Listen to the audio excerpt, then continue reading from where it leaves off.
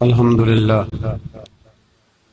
للہ رب العالمین والعاقبۃ للمتقین والصلاة والسلام علی اشرف الانبیاء والمرسلین اما بعد اعوذ باللہ من الشیطان الرجیم بسم اللہ الرحمن الرحیم۔ اللہ تعالیٰ نے بندہ مومن کی زندگی بیان فرمائی اور فرمایا یجاہدون فی سبیل اللہ، اللہ کے راستے میں اللہ کے بندے جہاد کرتے ہیں، جد و جہد کرتے ہیں۔ ولا یخافون لومۃ لائم، اور اگر کوئی ان کی ملامت کرے، کوئی انہیں برا کہے تو وہ اس کی پرواہ کوئی نہیں کرتے۔ ذالک فضل اللہ، یہ ان پر اللہ کا فضل ہے۔ یؤتیہ من یشاء، اور رب جسے چاہتا ہے اپنا فضل عطا کر دیتا ہے۔ مسلمان اور مسلمان کا مقصد یہ مسلسل جد و جہد کا نام ہے، مسلسل کوشش میں رہنا، اپنی روحانی ترقی کے لیے بھی، معاشی ترقی کے لیے بھی، دینی عروج کے لیے بھی، اسلامی اقدار کے لیے مسلسل کوشش میں رہنا، مسلسل دوسروں کو لے کے چلنے کے لیے، دوسروں کو پیغام حق دینے کے لیے، کفر کو پیغام دین دینے کے لیے، غلبہ اسلام کے لیے مسلسل جد و جہد کرنا، یہ مسلمان کو اللہ تبارک و تعالی اور اس کے پیارے حبیب علیہ السلام کی طرف سے مقصد دیا گیا ہے۔ کنتم خیر امۃ اخرجت للناس، تم بہترین امت ہو، لیکن یاد رکھنا تمہیں لوگوں کے نفع کے لیے پیدا کیا گیا ہے۔ تأمرون بالمعروف وتنہون عن المنکر، تم نے لوگوں کو معروف کا حکم دینا ہے اور منکرات سے منع کرنا ہے۔ مقصود اگر زندگی میں کچھ ہو پھر زندگی صحیح گزرتی ہے۔ بے مقصد جب یہ لوگ زندگی گزارتے ہیں تو آہستہ آہستہ پریشان رہنے لگ جاتے ہیں۔ مقاصد کیا تھے؟ مقصد یہ تھا کہ میں نے 2-4 کروڑ روپیہ زندگی میں جمع کرنا ہے، تو ہو گیا جمع، اب کیا کرے؟ اب پریشان رہنے لگ گیا، اب کہتا ہے پتہ نہیں سارا کچھ ہے، میرا دل ہی نہیں لگتا۔ مقصد اس کا یہ تھا کہ میں نے بہت اچھی بلڈنگ بنانی ہے، بہترین مکان بنانا ہے، تو بن گیا مکان، اب بھائی یہ چھوٹے مقاصد تھے۔ میں نے ملک سے باہر جانا ہے، جا کے سیٹ ہونا ہے، تو ہو گیا سیٹ۔ اب مقاصد جب تک بڑا نہیں ہوتا، مسلمان مقصد حیات کو جب تک پہنچتا نہیں اور جب تک وہ صحیح ڈائریکشن پر چڑھتا نہیں، اتنی دیر وہ پریشان ہے۔ وہ ٹامک ٹونیاں ضرور مارتا ہے، وہ والی بیماریاں ڈھونڈ کے لے آتا ہے جو دراصل اس کی بیماریاں ہیں ہی نہیں۔ وہ ڈھونڈتا چونکہ ان چیزوں کو ہے، پھر علاج بھی انہی کا کرتا رہتا ہے۔ یاد رکھیں، زندگی با مقصد بنائیں۔ مقصد کیا ہو؟ نیری روٹی کمانا مقصد نہ ہو، روٹی کمائیں بھی اور لوگوں کو کھلائیں بھی۔ آپ اگر اس لیے مال بڑھائیں گے کہ میں مالدار ہو جاؤں تو یہ تو محمود نہیں، یہ پیارا نہیں آپ کا یہ نظریہ۔ لیکن اگر مال اس لیے کمائیں کہ یا اللہ پیسے دینا، پر مجھے طریقہ بھی حضرت عثمان غنی والا دینا، مجھے سلیقہ حضرت عبد الرحمن ابن عوف والا دینا۔ آپ اگر مقاصد کے تحت زندگی گزاریں گے تو بے چین نہیں رہیں گے۔ اگر آپ کا کوئی مقصد ہے، آپ اگر صحابہ کرام علیہم رضوان کی مقدس زندگیوں کو دیکھیں تو کوئی مقصد تھا، کچھ پیچھے چھا جس کے لیے وہ جد و جہد کر رہے تھے۔ حضرت مولا علی شیر خدا کرم اللہ تعالی وجہ الکریم، ایک بات کرتا ہوں، ایک مثال دیتا ہوں۔ حضرت علی شیر خدا کا شمار بظاہر ابھی بچوں میں ہوتا تھا جب کلمہ پڑھا، اور جب ساری برادری اکٹھی تھی اور حضور نے فرمایا میں اللہ کا رسول ہوں، کون کون میرے ساتھ دین کی مدد کرے گا، کون مشکل وقت میں حفاظت کرے گا، تو سب چپ رہے۔ حضرت علی اٹھ کے کھڑے ہو گئے، کہا یا رسول اللہ میں محافظ بھی بنوں گا اور دین کا مددگار بھی بنوں گا۔ اب ایک مقصد بنا لیا ہے کہ میں نے تلوار لینی ہے، میں نے دین کی حفاظت کرنی ہے، میں نے یہ کام کرنا ہے۔ ایک مقصد تو ہے نا یار، ایک پروگرام بنا لیا ہے۔ اب حضرت مولا علی شیر خدا ہر میدان میں پہلی صف میں نظر آئے۔ ایک موقع ایسا آیا جہاں میرے حبیب علیہ السلام نے فرمایا کہ علی تم مدینے میں میرے پیچھے رہو، بچے ہیں، عورتیں ہیں، نگہبانی ہے، اور میں اس لیے اسی طرح تمہیں چھوڑ کے جا رہا ہوں جس طرح حضرت موسیٰ علیہ السلام جناب ہارون کو چھوڑ کے گئے تھے۔ مگر یہ کہ میرے بعد نبی کوئی نہیں۔ ایک موقع پر صرف چھوڑ کے گئے، جہاد پہ ساتھ نہیں لے کے گئے، تو حضرت علی رونے لگے۔ اللہ کرے آپ کو سمجھ آئے میری بات کی۔ بچہ ہمارا بھی روتا ہے، پر وہ کہتا ہے میں نے سیر کے لیے جانا ہے۔ مقصود کچھ اور بنا لیا ہے نا۔ پیسے ہمارے بچے بھی مانگتے ہیں، پر وہ کہتے ہیں کہ ٹور جا رہا ہے، میں نے ساتھ جانا ہے۔ ہمیں بھی رونا آتا ہے کئی دفعہ، لیکن وہ جو پارٹی ہم نے قابو کرنی تھی وہ کوئی اور کر کے لے گیا۔ یہ تو گاہک میرا تھا، یہ دائیں بائیں کیسے نکل گیا۔ رونا تک آ جاتا ہے، ان کا بھی رونا تھا۔ عرض کی یا رسول اللہ صلی اللہ علیہ وسلم، آپ مجھے بچوں اور عورتوں پر چھوڑ کر جا رہے ہیں؟ تو حضور صلی اللہ تعالی علیہ وسلم نے فرمایا علی اسی طرح چھوڑ کے جا رہا ہوں جس طرح حضرت ہارون کو جناب موسیٰ کلیم چھوڑ کے گئے تھے۔ بھائی ایک مقصود تھا کہ میں نے میدان میں رہنا ہے، ایک ارادہ کیا تھا، ایک پروگرام بنایا تھا، پھر ساری زندگی وہ میدان میں رہے۔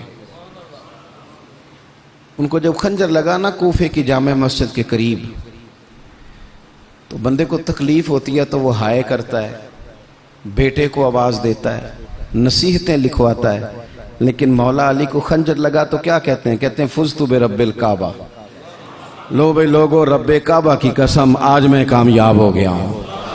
ایک مقصود بنایا تھا نا، آج میں اس مقصود تک پہنچ گیا ہوں۔ یار کوئی مقصد تو ہو۔ لو سنو بات، بخاری میں موجود ہے، ایک خاتون تھی جو مسجد نبوی شریف میں جھاڑو دیتی تھی۔ مشکل کام ہے؟ چلیں آپ بتائیں مجھے، مسجد کے اندر جھاڑو دینا آسان ہے کہ مسجد کا صدر بننا آسان ہے؟ نہیں، صدر بننا ہی سوکھا دے، اس لیے کہ صدر بن کے کرنا کچھ نہیں، نہ آرڈر ہی جاری کرنا ہے، الا ماشاءاللہ اچھے لوگوں کی بات نہیں کرتا۔ اس لیے اچھا زیادہ اجر والا کام تو یہ نا کہ اللہ کا گھر صاف کیا جائے۔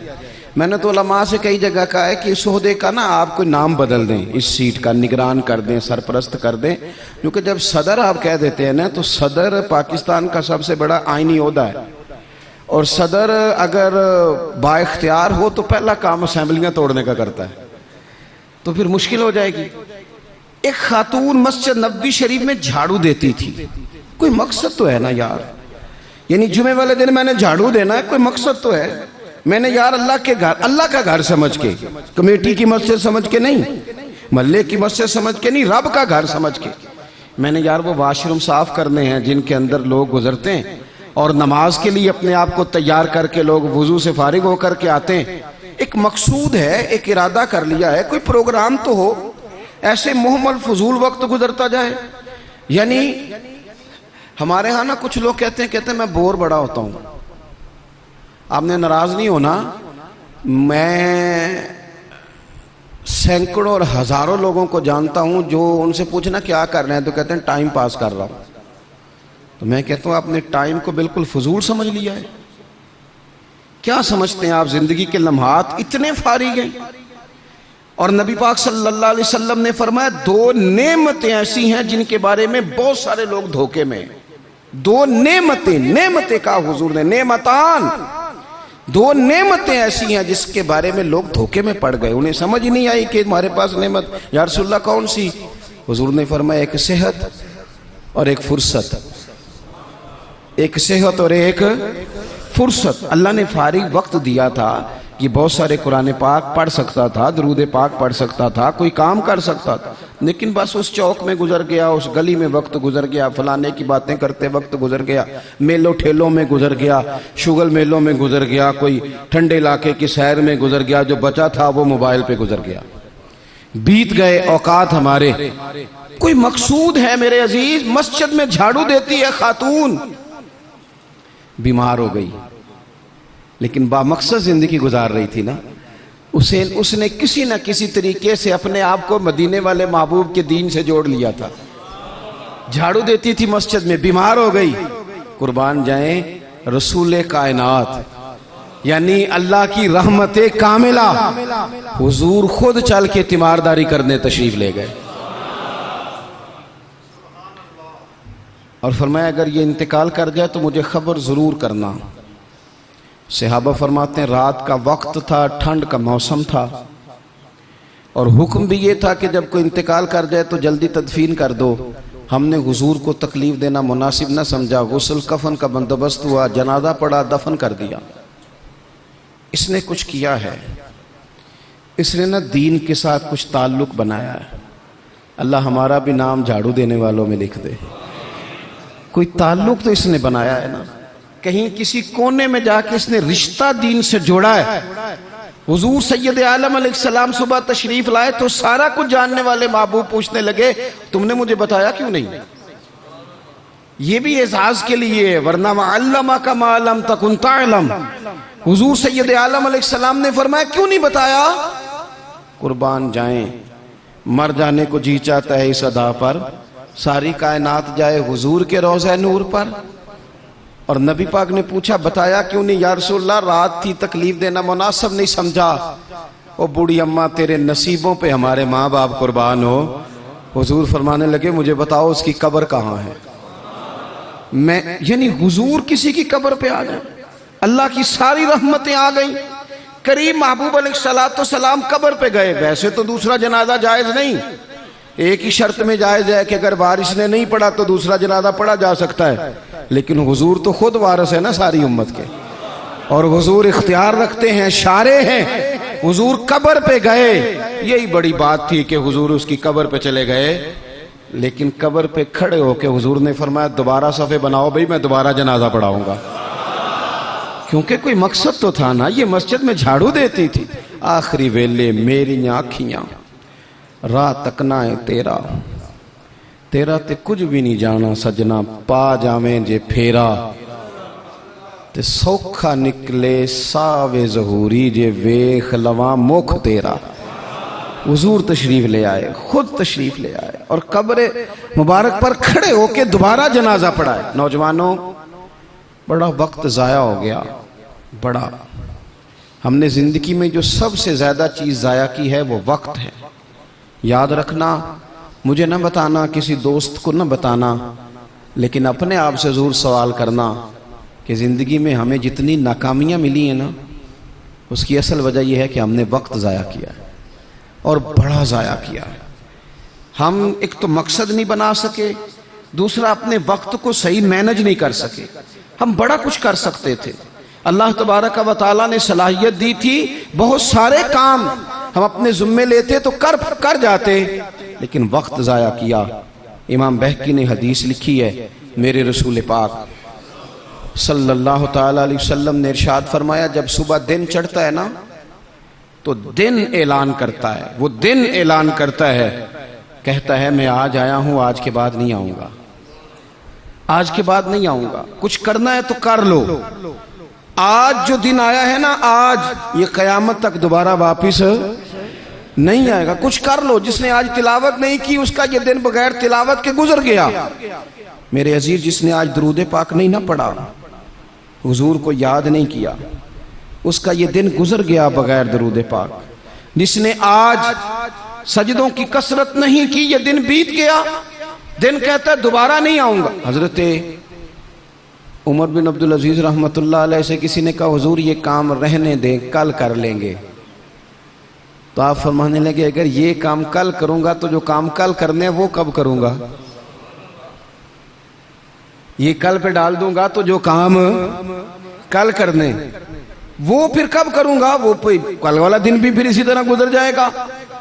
39 سال عمر پائی حضرت عمر بن عبدالعزیز نے. کتنی؟ ہلکا سا بولیے گا. 1 کم 40, 1 کم 39 سال عمر. پچھلے بادشاہ ظالم تھے, یہ ان کے ظلم بھی ہو گئے.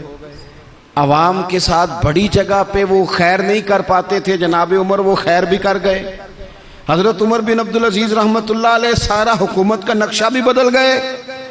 یہ 20 قرآن بھی پڑھ گئے اور کروڑوں دفعہ مدینے والے پہ درود و سلام بھی بھیج کے چلے گئے. عمر 39 سال پائی, عمر 39 سال پائی. بیت گیا ہمارا وقت. پیچھے پلٹ کے دیکھتے ہیں تو بڑا کچھ ضائع کر آئے. مزید نہ کرنا, مزید نہ کرنا. اپنے اگر ہم چاہتے ہیں معاشرہ اصلاح پذیر ہو تو ایک تو با مقصد, دوسرا وقت بالکل کسی موقع پہ ضائع نہیں کریں, کسی موقع. امام شافعی رحمت اللہ علیہ فرمایا کرتے تھے, میں نے صوفیاء سے ایک بات سیکھی ہے جس نے مجھے بڑا نفع دیا ہے. حضور وہ کیا ہے؟ آپ فرماتے ہیں صوفیاء فرمایا کرتے ہیں کہ وقت ایک تلوار ہے, اسے اپنے ہاتھ میں کر لو تو بڑی مشکلات کاٹ ڈالو گے، اور اگر تم نے اس کو اپنے ہاتھ میں نہ کیا تو پھر وقت تو تلوار ہی ہے، یہ تمہیں کاٹ ڈالے گا، پھر تم کٹ جاؤ۔ جوان بالخصوص یہ ٹائم پاس یہ نکال دیں۔ مزاج بن گیا ہے ہمارا شغل میلے کا، گپیں گھنٹوں بھی ہوں تو وقت کا پتہ نہیں چلتا۔ شغل میلے کا، میں آپ کو پتہ ہے ہم غلام ہیں اولیاء کے، ہم صوفیاء کے نظریات کو قرآن و سنت کی ترجمانی سمجھتے ہیں، لیکن یہ کہ آپ نے نہیں دیکھا ہوگا کہ 20 لوگ اکٹھے ہو کے کسی جگہ ایک گلی سے نکلے ہوں، کوئی پوچھے کدھر جا رہے ہو تو کہیں ہم جمعہ پڑھنے جا رہے ہیں مسجد میں، 20 ہو کے نہیں نکلتے۔ لیکن اگر ٹھنڈے علاقے میں سیر کرنے جانا ہو تو 20 کی بس بھر جاتی ہے کہ نہیں؟ اگر کہیں فلانی جگہ میلہ لگا ہوا ہے تو پھر 2-3 گلیوں سے بسیں بھر جاتی ہیں کہ نہیں؟ میں اکثر کہتا ہوں کہ آپ نے شغل میلہ بنا لیا ہے مزارات کو، شغل میلہ، سارے رستے میں نماز نہیں پڑھی، کیا مزاج، وقت کو ضائع کر رہے ہیں اور بڑا زیادہ کر رہے ہیں، اور یہ پلٹ کر ہاتھ نہیں آئے گا۔ جن لوگوں نے کام کیا، ہمارا ہزارہ اختلاف ہے یورپ کے ساتھ، پر یہ بات تو مان جاؤ نا، انہوں نے اپنا وقت مینج کر لیا ہے، مینج کر لیا۔ ہم ابھی تک ہیں، بہت ساری چیزیں ہیں، ناروں میں زندہ ہیں، انہوں نے مینج تو کیا ہے۔ تیسری بات میرے عزیز اصلاح معاشرہ کے لیے جو بڑی اہم اور بڑی ضروری ہے وہ یہ ہے کہ ترجیحات کا تعین کریں زندگی میں۔ میری دراصل ترجیح کیا ہے، اصل مقصود کیا ہے؟ یہ ہمارے مذہبی اجتماعات ہوتے ہیں، مجھ سے لوگ وقت لینے کے لیے آتے ہیں، بڑے اچھے لوگ ہوتے ہیں، خیر کے لیے آئے ہیں، ورنہ ہمیں کون پوچھتا ہے۔ تو میں کئی دفعہ پوچھتا ہوں دوستوں سے کہ جو آپ محفل کرا رہے ہیں تو کوئی پس منظر بھی تو بیان کریں نا، مقصود کیا ہے؟ چلیں اتنا ہی کہہ دیں کہ ثواب کی نیت سے کرا رہے ہیں، اللہ میں اجر دے گا، لیکن یہ کہ مقصود ہی نہیں پتا۔ جوانوں کی بڑی بڑی جماعتیں بنی ہوئی ہیں، مقصود کا ہی نہیں پتا دراصل جانا کس طرف۔ اپنی زندگی میں ترجیحات، اور جب ترجیحات طے کریں تو ضروریات کو آگے رکھیں، فرائض کو ہمیشہ آگے رکھیں۔ جو فرائض ہیں، جو واجبات ہیں، ان کو ہمیشہ پہلا درجہ دیں۔ بہرحال محفل کرانا مستحب ہے، اور نماز پڑھنا، آہستہ کیوں بولتے ہیں آپ؟ نماز پڑھنا، ختم شریف دلانا بہرحال مستحب ہے، لیکن صحیح قرآن پاک پڑھنا سیکھنا ضروری ہے۔ جو زیادہ ضروری ہے وہ کیوں نہیں کر رہے؟ ترجیحات اگر آپ لے آئیں گے نا، میں بہت سارے لوگوں کو جانتا ہوں توجہ سے ختم دلاتے ہیں، ہمیں بھی کہتے ہیں مولانا اس دفعہ ابا جی کے ختم پہ آپ کی باری ہے، پچھلے سال فلانے کو بلایا تھا، اس سے پچھلے سال فلانے کو۔ بھئی آپ نماز پڑھتے ہیں؟ کہتے ہیں آپ دعا کریں، آپ دعا کریں میں شروع کر دوں۔ تو میں کہتا ہوں اگر نماز کی دعا کرانی ہے گھر بیٹھے بیٹھے مجھ سے، تو ختم کی دعا نہیں گھر بیٹھے بیٹھے ہو جاتی، وہ بھی کر دیتا ہوں، یہیں سے اللہ تعالیٰ ان کی مغفرت فرمائے۔ ترجیحات ہمیشہ آپ کے جو ضروری کام ہیں یاد رکھ لیں، آپ کے مدرسہ بڑا ہی ضروری ہے۔ میں کسی کی تعریف بڑا کم کرتا ہوں، اس لیے کہ تعریف خوشامد بن جاتی ہے تو بندہ مشکل میں آ جاتا ہے، لیکن ابھی میں آیا ہوں نا تو یہاں بچے ساتھ قرآن پاک پڑھ رہے تھے۔ میرے حاشیہ خیال میں یہ بات بھی آ سکتی تھی کہ قاری صاحب نے، حضرت صاحب نے چھٹی کیوں نہیں کرائی، مسجد میں محفل ہے، لیکن آپ یقین کریں کہ میرا دل اتنا ٹھنڈا ہے، میں نے کہا یہ بالکل صحیح کر رہے ہیں، ان کو پڑھنا ہی چاہیے۔ یہ جو کام ان کے لیے زیادہ ضروری ہے، ان کے گھر والوں نے جگر کے ٹکڑے دیے پڑھانے کے لیے، تو جو جس کام کے لیے بھیجے ہیں وہ کام ضروری ہے، وہی انہیں کرنا چاہیے۔ ترجیحات تو طے کرے میرے بھائی، دراصل ترجیح کیا ہے؟ حضرت طلحہ رضی اللہ تعالیٰ عنہ فرماتے ہیں ایک بدو حضور کی بارگاہ میں آیا، سادہ بندہ، بال بکھرے ہوئے، حالت بڑی پراگندہ، مشکات میں حدیث ہے۔ اس نے آن کر کے عرض کی یا رسول اللہ صلی اللہ تعالیٰ علیہ وسلم، حضور مجھے بتائیے اسلام کیا ہے، اسلامی احکامات بتائیں۔ تو حضور نے کلمہ شہادت کے بعد فرمایا کہ وقت پر نماز پڑھنا، دن اور رات میں 5 نمازیں تیرے اوپر ضروری ہیں۔ اس نے عرض کی حضور کچھ نفل بھی پڑھوں؟ تو فرمایا اگر تو اپنی طرف سے پڑھے تو بڑا ہی اچھا ہے۔ اس نے کہا، اس کے بعد فرمایا سال میں 1 مہینے کے روزے رکھنا۔ عرض کی حضور کچھ نفلی بھی رکھوں؟ فرمایا رکھے تو بڑا بہتر ہے۔ پھر فرمایا حج فرض ہو جائے تو پہلی فرصت میں کرنا۔ حضور کچھ ساتھ نفلی بھی کروں؟ فرمایا کرے تو اچھا ہے۔ پھر فرمایا زکوٰۃ دے، زکوٰۃ۔ اس نے عرض کی یا رسول اللہ صلی اللہ تعالیٰ علیہ وسلم کچھ نفلی صدقات بھی کروں؟ فرمایا کرے تو بڑا اچھا ہے۔ اس نے یہ باتیں سن کے نہ صرف فرائض کی تعلیم دی، فرائض کی، آج جو خطیب مجھے اور آپ کو نقطے سنائے ہم توجہ سے سنتے ہیں، اور اگر فجر میں امام صاحب وضو کے مسئلے بتائیں تو کہتے ہیں ایڈا عالم ہی نہیں، عالم تھے اسی جن نے کل بڑی اونچی تقریر کی تھی۔ اگر وہ آپ کو غسل کا طریقہ بتائے تو لوگ کہتے ہیں یہ تو علم کی شاید بات ہی نہیں۔ وہ نقطہ بیان کرنے والا، وہ جس کی آواز زیادہ بلند ہو رہی تھی۔ آواز بلند ہونا زیادہ ضروری نہیں ہوتا، دلائل بلند ہونا ضروری ہوتا ہے۔ آپ کی دلیل کتنی مضبوط ہے یہ زیادہ اہم ہے۔ تو اللہ کے محبوب علیہ السلام نے فرمایا فرض نماز پڑھ، زکوٰۃ دے، رمضان کے روزے رکھ، حج کر۔ حضور سید عالم صلی اللہ تعالی علیہ وسلم نے یہ ترجیحات بتائیں۔ وہ شخص پتہ ہے حضور سے کیا کہتا ہے؟ کہتا ہے یا رسول اللہ جو میں نے آپ سے سنا ہے نہ کمی کروں گا نہ اضافہ کروں گا۔ گویا وہ مان گیا کہ میں ترجیح دوں گا فرائض کو۔ تو رسول پاک صلی اللہ علیہ وسلم نے فرمایا صحابہ کی طرف دیکھ کے فرمایا اگر یہ جو کہہ رہا ہے اس پہ ڈٹا رہا، جو اس نے کہا ہے اگر وہ سچ کیا اس نے، تو فرمایا پھر یہ بندہ کامیاب ہو جائے گا، پھر یہ فلاح پا جائے گا۔ آپ ترجیح ہمیشہ اہم کام کو دیں۔ میں جو بات کرنے لگا ہوں میرے علماء اس کی ذمہ داری لیں گے۔ آپ سے یہ نہیں پوچھا جائے گا کہ آپ نے مزار پہ چادریں کتنی ڈالی ہیں، یہ ضرور پوچھا جائے گا کہ ماں باپ کی خدمت کی کہ نہیں کی۔ تو جو ترجیح ہے مزار پہ چادر ضرور ڈالیں، منع نہیں، پر یہ کہ وہاں وقت پہ جانا، وہاں ڈیوٹی ٹھیک کرنا اور اماں ابا گھر میں پریشان ہو۔ رسول کائنات صلی اللہ علیہ وسلم کی خدمت میں ایک صحابی حاضر ہوئے، عرض کی یا رسول اللہ صلی اللہ تعالی علیہ وسلم میں ایک مسئلہ دریافت کرنے آیا ہوں۔ میرے دوستو پتہ ہمیں کیا ہوا ہے؟ ہم نے نا باہر وقت بہت زیادہ دیا ہے، اور جو ہمارے گھر کے اندر ہماری ذمہ داریاں تھیں نا، ہمارے بچے، ہماری بیوی، ہمارے بہن بھائی، ان ذمہ داریوں سے نا ہم نے جان چھڑائی ہے، الا ماشاءاللہ کچھ لوگوں نے۔ بچے کو چارج کیا، بچہ تنگ کر رہا ہے، لگا دو گیم موبائل پہ، چلو ہماری جان چھوٹی، وہ جانے اس کا کام جانے۔ آپ اگر 10-15 منٹ بچے کو دیتے وہ آپ سے کھیلتا، وہ مانوس ہوتا۔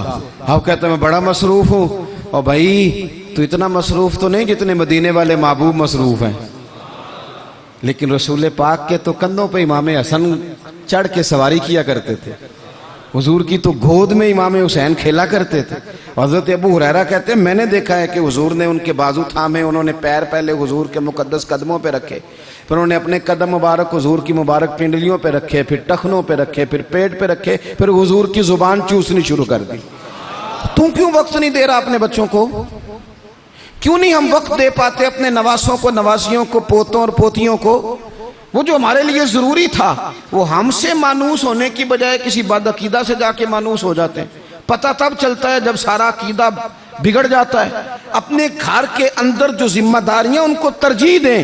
حضور سید عالم علیہ السلام نے فرمایا خیرکم خیرکم لأہلہ وانا خیرکم لأہلہ، فرمایا تم میں بہتر وہ ہے جو اپنے گھر والوں کے لیے بہتر ہے، وانا خیرکم لأہلہ، اور جا کے پوچھ لو میں تم سب سے بڑھ کے اپنے گھر والوں کے ساتھ خیر کرنے والا ہوں۔ ترجیح دیں۔ ایک صحابی آئے، عرض کرتے ہیں یا رسول اللہ صلی اللہ علیہ وسلم میری بیوی پہ حج فرض ہے، وہ حج کرنے جا رہی ہے، یہ سیاستہ میں حدیث موجود ہے، اور میرا نام ایک غزوے میں لکھ دیا گیا ہے، میں جہاد کے لیے جا رہا ہوں، نام میں نے لکھوا لیا ہے، حکم میرے لیے کیا ہے؟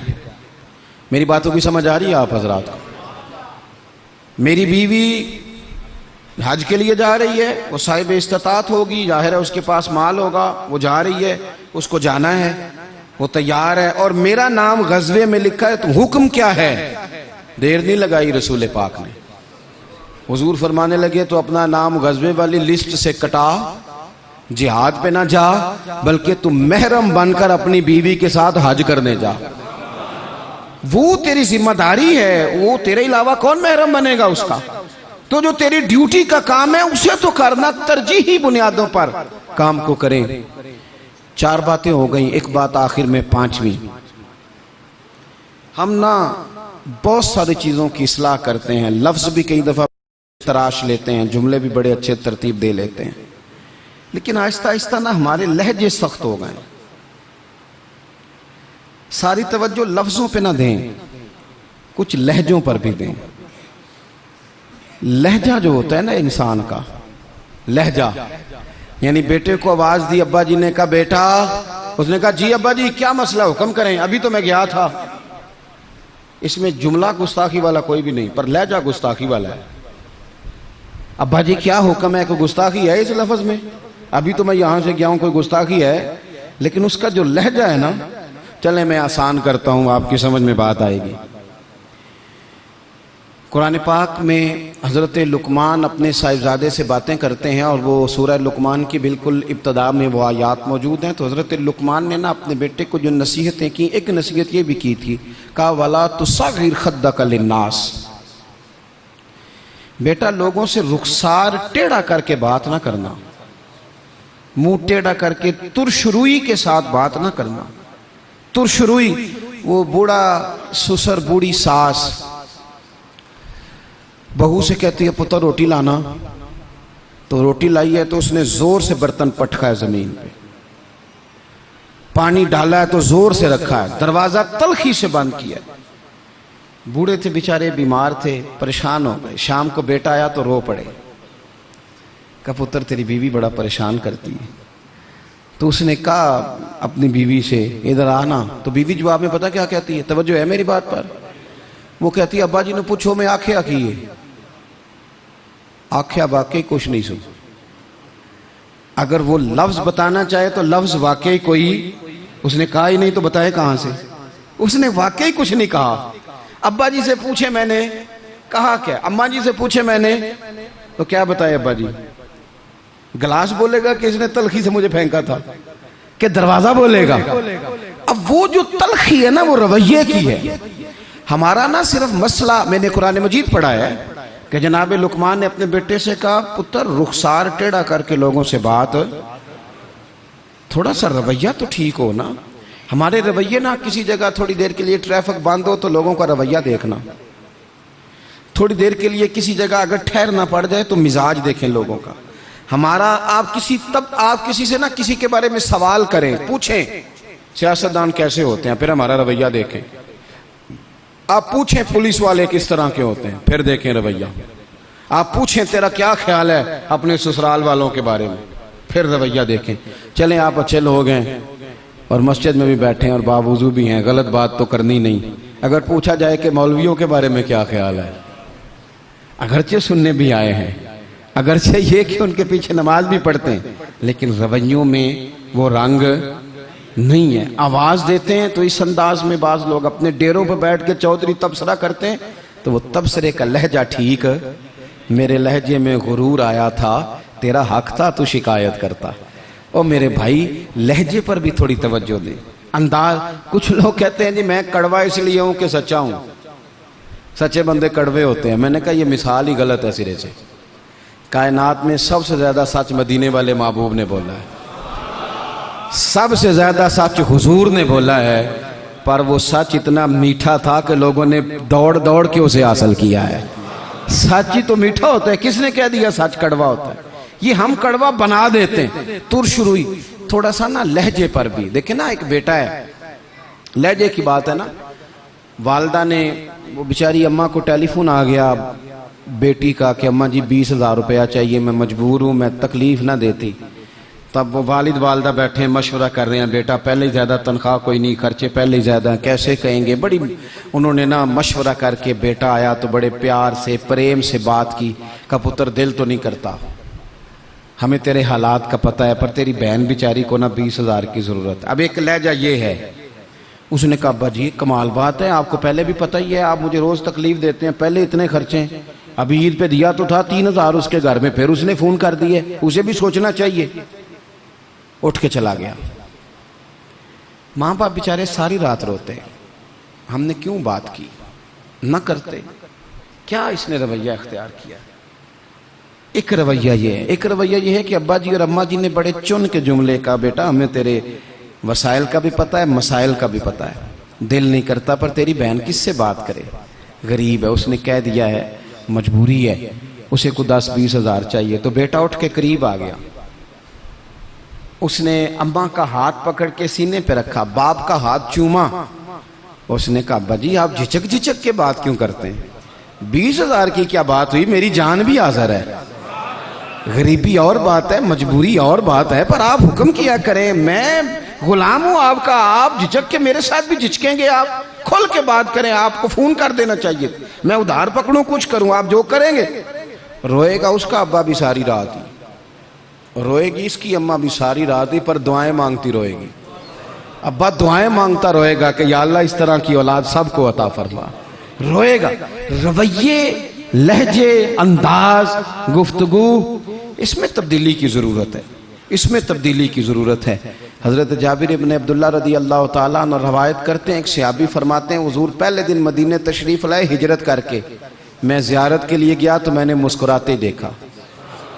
بڑے بڑے وقت آئے نا، ان میں بدر بھی آیا، احد بھی آیا، احد میں شہادتیں بھی ہوئی، ان مواقع میں بڑا کچھ آیا، لیکن میں نے حضور کو 10 سال زیارت کرتا رہا، جب بھی ملا ہوں مسکراتے ملا ہوں۔ اور میں حضور کے وصال ظاہری سے کچھ دن پہلے بھی زیارت کرنے گیا تو مدینے والے کو مسکراتے ہی دیکھا ہے۔ تلخی بڑی ہے رویے میں، تلخی بڑی ہے مزاجوں میں۔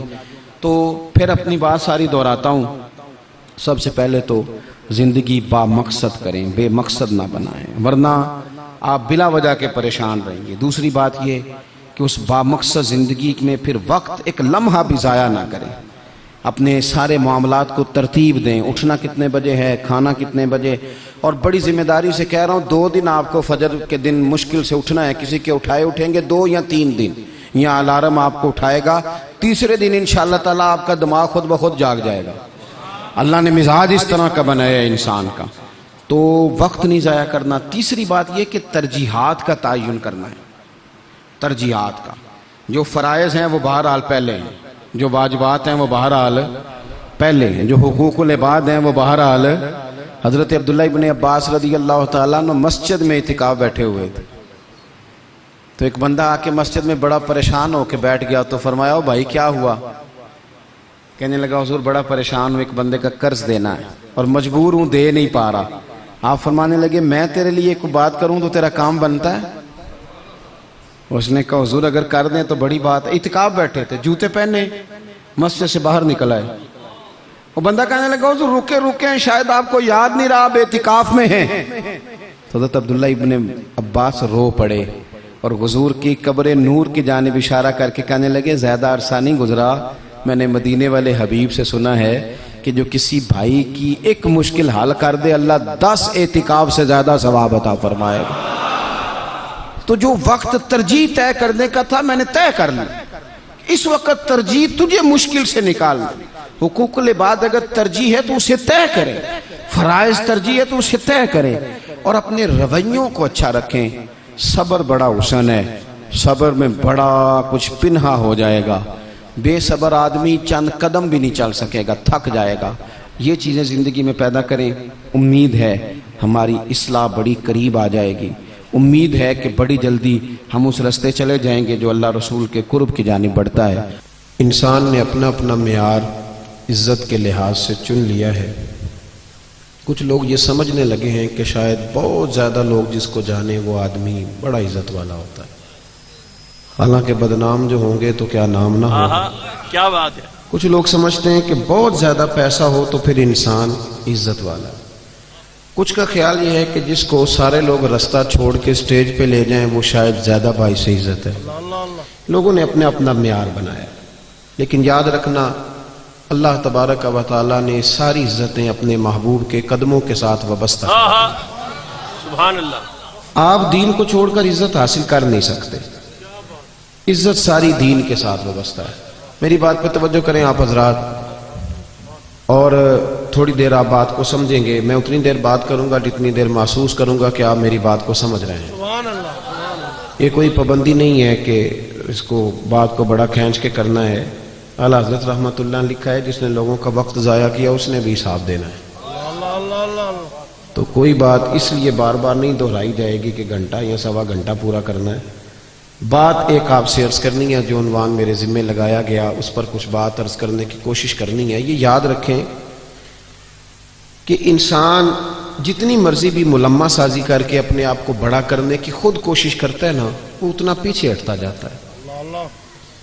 عزت وقار یہ ہے ہی اللہ کے پاس، اور اللہ جس کو چاہتا ہے عطا فرماتا ہے۔ واہ واہ، بے شک۔ ساری دنیا مل کے کسی شخص کو باعزت کرنا چاہے تو کر نہیں سکتی، اور سارے لوگ مل کے کسی کو رسوا کرنا چاہیں تو کر نہیں سکتے۔ ہمارے ہاں نا بہت زیادہ جھوٹ آ گیا، بہت زیادہ۔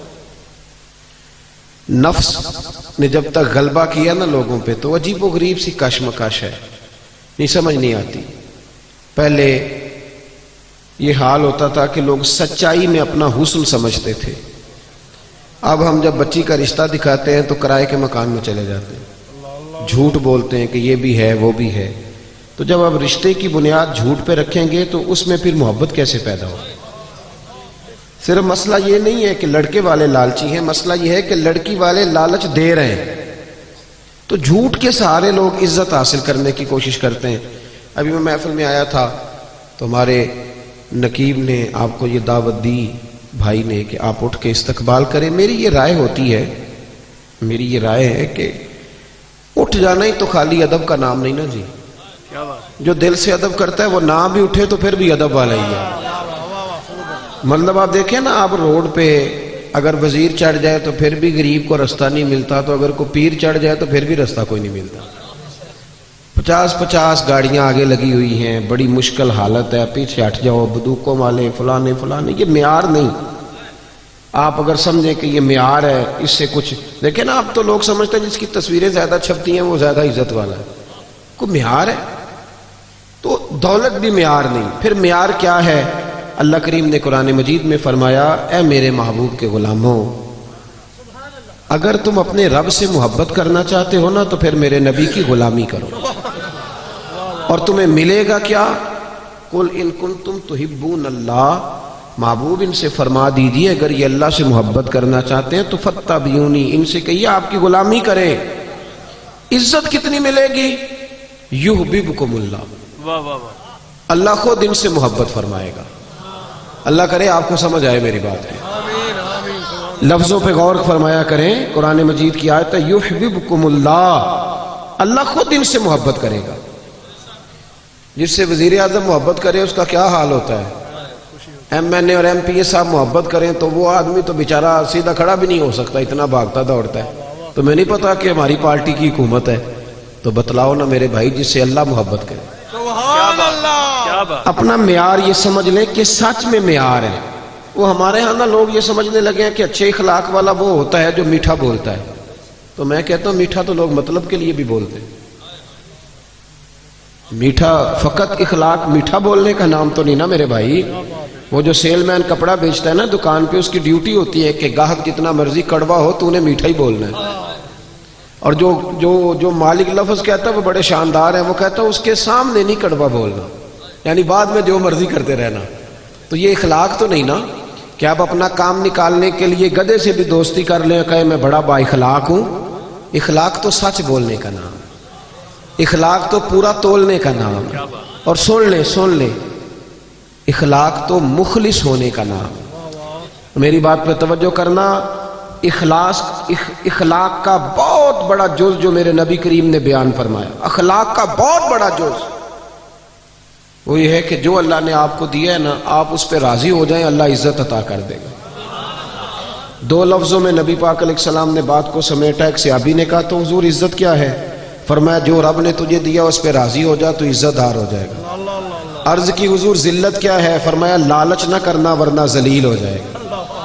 یہاں اس قدر زیادہ لالچ ہے، اس قدر زیادہ لالچ کہ دین جو خالص جو دین اللہ رسول کو راضی کرنے کا نام تھا، آخرت کی فکر کرنے کا نام تھا، وہاں بھی دیہڑیاں لگتی ہیں، وہاں بھی معیار بن گیا ہے۔ میں کہا کرتا ہوں کہ اور بڑے کام تھے، دھوکہ دے کے بندہ اور کسی طریقے سے کمائی کر لیتا کہ اللہ رسول کا نام ہی رہ گیا تھا کمائی کرنا، اسی نام پہ اب کمائی کرنی تھی، اب یہی کام باقی رہ گیا۔ بھائی عزت دیکھیں نا، کچھ لوگ سمجھتے ہیں کپڑوں میں عزت ہے۔ وہ ایک درویش نے مثال لکھی ہے، اس نے کہا کہ ایک آدمی نے نا اپنے بہت سارے دوستوں کو اپنے بیٹے کے ولیمے کی دعوت پہ بلایا تھا۔ تو آپ کو پتہ ہے اب جب تک آپ نے کپڑے زبردست نہ پہنے ہوں تو تب بھی مارکیٹ میں کوئی ریٹ نہیں ہوتا، یہ بھی بہت بڑا معیار ہے۔ اب تو اس نے دعوت پکائی، سارے لوگوں کو بلایا، تو ایک دوست اس کا تھا بڑا مالدار، اس کی ورکشاپ تھی، تو وہ بیچارہ گھر نہیں گیا بلکہ ورک شاپ سے ہی ولیمے پہ آ گیا. تو کپڑے میلے کچالے تھے تو وہ جو باہر کھڑا تھا نا باڈی گارڈ, اس نے کہا تو کدھر؟ اس نے کہا میرا بھی یار ہے. اس نے بلایا, اس نے کہا میرے مالک کے تو سارے تگڑے تگڑے یار ہیں, تیری طرح کا تو اس کا کوئی یار ہے ہی نہیں, تو چھٹی کر. اس نے کہا نہیں میرے پاس دعوت آئی تھی, یہ تو بس میں ورک شاپ سے آ گیا ہوں, گھر نہیں گیا. اس نے کہا نہیں میاں یہ کوئی معیار نہیں, تیری حالت ہی کوئی نہیں. آپ کو پتا ہے نا آج کل بندے کی قدر نہیں, اس کی جیب کی قدر ہے. محفل میلاد میں بھی آپ 1.5 لاکھ روپے آپ کو اسٹیج پہ بٹھایا جائے گا. ہاں, جس کے ہاتھوں میں نوٹوں کی دتی ہوتی ہے سارے نعت خانوں کو اس کا نام یاد ہوتا ہے, اس کی نظر شیر بھی کیے جاتے ہیں. جس کے پاس پیسے نہیں ہوتے وہ تو بیچارہ پیچھے چھپ کے بیٹھا ہوتا ہے. اچھا اس کو تو عاشق رسول بھی کوئی نہیں مانتا. اب تو عشق بھی نوٹوں پہ بکنے لگا ہے کہ جتنے پیسے اونچے اچھالے گا اتنا بڑا عاشق رسول ہوگا. کیا تماشا عجیب بنا لیا لوگوں.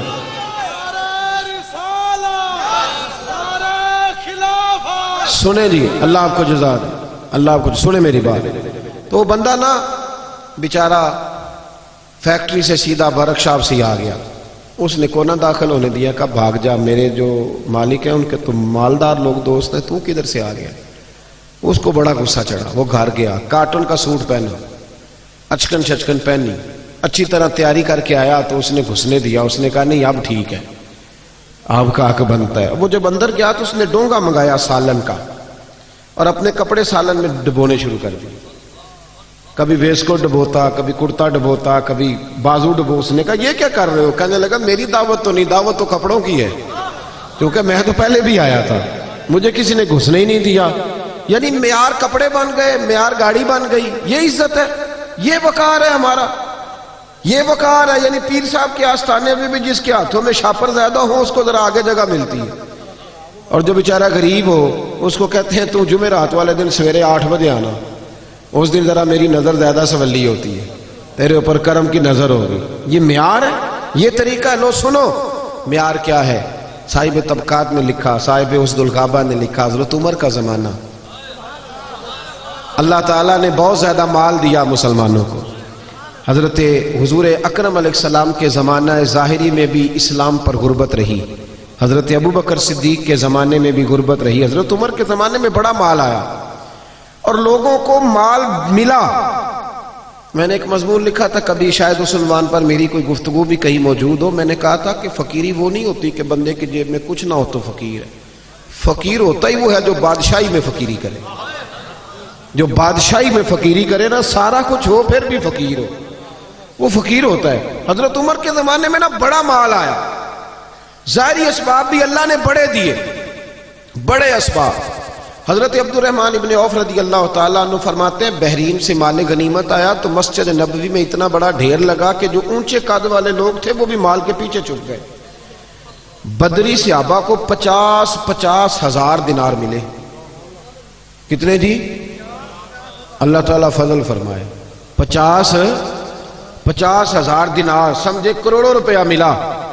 حضرت عمر کو بھی ملے, لیکن حضرت عمر کے صاحبزادے فرماتے ہیں کہ مسجد سے وہ نکلے اور گھر جانے تک انہوں نے 50 ہزار سارے غریبوں میں بانٹ دیا. صحابہ نے مسجد میں بیٹھ گئے, میری توجہ سے بات سننا. صحابہ مسجد میں بیٹھ گئے, کہنے لگے یار اتنے ملکوں کے وزیر آتے ہیں, سفیر آتے ہیں, پر عمر فاروق کی طامت وہی پھٹی ہوئی, کرتا وہی پیوند والا, عجیب آدمی ہے. اب تو اللہ نے آسانی بھی دی ہے, کرتا ہی بدل لے. سب کہنے لگے جی کہنا چاہیے, کہنا چاہیے, یہ تجویز آپ کی ٹھیک ہے, بالکل کہیں گے, میں بھی کہوں گا, آپ بھی کہیں گے. جب طے ہو گیا نا عمر کو کہنا ہے, تو حضرت ابو دردہ بولے, کہنے لگے یہ تو ٹھیک ہے عمر کو کہنا ہے کرتا لے لو, پر یہ بتاؤ کہ اس شیر سے بات کس نے کرنی ہے, اس شیر سے. اب تو لوگوں کی جیبیں الگ الگ ہے نا, 1000 والی جیب الگ ہے, 5000 والی الگ ہے. اب تو یہ معاملہ ہی ختم ہے نا کہ پیسے دینے ہیں کہ نہیں دینے. تو کہا کس نے کہنا حضرت عمر سے؟ تو صحابہ کہنے لگے کہ ایک بندہ ہمارے پاس ہے جو حضرت عمر سے بات کر سکتا ہے. کہا وہ کون؟ کہنے لگے مولا علی شیر خدا, حضرت علی. اور ان لوگوں کا آپس میں بڑا پیار تھا. اشداء علی الکفار رحماء بینہم, کافروں پہ سخت تھے, آپس میں تو بڑے ہی رحم دل تھے, پیار تھا. اور جب قرآن کہتا ہے آپس میں رحم دل تھے, تو پھر ہم قرآن کی مانیں گے, کسی غیر کی نہیں مانیں گے. تو قرآن نے کہہ دیا آپس میں رحم دل تھے, تو پھر کسی اور سے ہمیں تفصیل لینے کی کوئی ضرورت نہیں ہے. حضرت علی سے کہا تو مولا علی شیر خدا کہنے لگے بات تمہاری ٹھیک ہے، کرتا عمر کو نیا پہننا چاہیے، میں بھی اسی حق میں ہوں، پر میرا وہ سجن ہے، میں اس کی طبیعت کو جانتا ہوں، مجھے پتا ہے یہ بات میں بھی نہیں کر سکتا اس کے ساتھ کیونکہ میں جانتا ہوں، تو جناب پھر کون کرے گا؟ تو حضرت عمر کہنے لگے ایک بندہ ہے، ایک شخصیت ہے، وہ کہیں گے تو عمر مان جائیں گے۔ کہ وہ کون؟ کہ ام المومنین سیدہ عائشہ صدیقہ رضی اللہ تعالی عنہا، وہ مومنوں کی ماں ہے، ہر ایک کے لیے قابل احترام ہے، وہ کہیں گی تو عمر مان جائیں گے۔ جناب عمر کسی کی پرواہ نہیں کرتے تھے، کسرا کے بادشاہ نے وقت مانگا تو فرمایا جاؤ دوڑ جاؤ، ٹائم کوئی نہیں۔ لیکن سیدہ عائشہ کے پاس لوگوں نے جا کے کہا کہ یہ بات ہے، عمر کو کہنا کرتا نیا پہنے۔ جب جا کے کہا نا، اماں جی نے کہا عمر سے بات کر لیتے ہیں، بلاؤ نا ذرا عمر کو۔ حضرت عمر کو پیغام گیا تو دوڑے ہوئے آئے، پردے کے پیچھے اتحیات میں بیٹھ گئے، آنکھوں میں آنسو۔ اماں جی میں نے دیر تو نہیں کر دی؟ اماں جی میں نے کوئی حکم ماننے میں دیر تو نہیں کی؟ کہا نہیں وقت پہ آ گئے ہو۔ اماں جی کیا حکم تھا؟ جناب فاروق اعظم رضی اللہ تعالیٰ عنہ کے پوچھنے پر سیدہ فرمانے لگی اب تو کئی ملکوں کے وزیر سفیر آتے اور اللہ نے آسانی بھی دے دی ہے، تو عمر کرتا بدل ہی لے، سب لوگوں کی خواہش ہے۔ جب سیدہ نے کہا تو فرماتی ہے میں نے پوری بات عمر کو سمجھائی، پر قربان جاؤں فاروق اعظم رضی اللہ تعالیٰ سنتے رہے۔ جب میں خاموش ہوئی تو کہا اماں جی مجھے بھی اجازت ہے کہ جملہ کہنے کی؟ کہا عمر اجازت ہے۔ تو جناب عمر رو پڑے، کہنے لگے میرے لیے ضروری ہے آپ کی بات ماننا، آپ جیسے کہیں گی میں مان لوں گا، پر مجھے اسی طرح کے کرتے پہنائیے گا جس طرح کے میں رسول پاک کے دور میں پہنا کرتا ہوں، اور میں انہی طریقوں پہ چلنا چاہتا ہوں جن پہ ابو بکر صدیق چلے۔ اماں جی میں سمجھتا ہوں کہ میری عزت کرتے میں نہیں، میری عزت تو محمد عربی کی غلامی میں ہے، آپ مہربانی فرمائیں۔ کہتی ہیں وہ جناب عمر کی بات میرا کلیجہ چیر گئی اور میں نے رونا شروع کر دیا، میں رونے لگی اور میں نے کہا عمر آپ جائیے، بات صحابہ کی بھی ٹھیک تھی پر جہاں آپ کھڑے ہیں نا سب سے بہترین کھڑے ہیں، آپ جائیے۔ میرے بھائی کپڑوں میں عزت رہ گئی، گاڑیوں میں عزت رہ گئی، دولتوں میں عزت رہ گئی، اور میرے بھائی دولت میں بڑی عزت ہوتی تو سب سے زیادہ دولت سیدہ فاطمہ الزہرا کے گھر میں پڑی ہوتی۔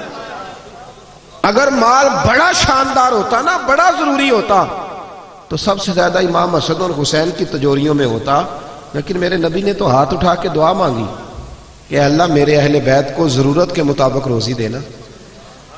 حضور نے، آپ کہیں ثابت کریں کہ نبی کریم نے کہا یا اللہ میرے بچوں کو زیادہ مال دے؟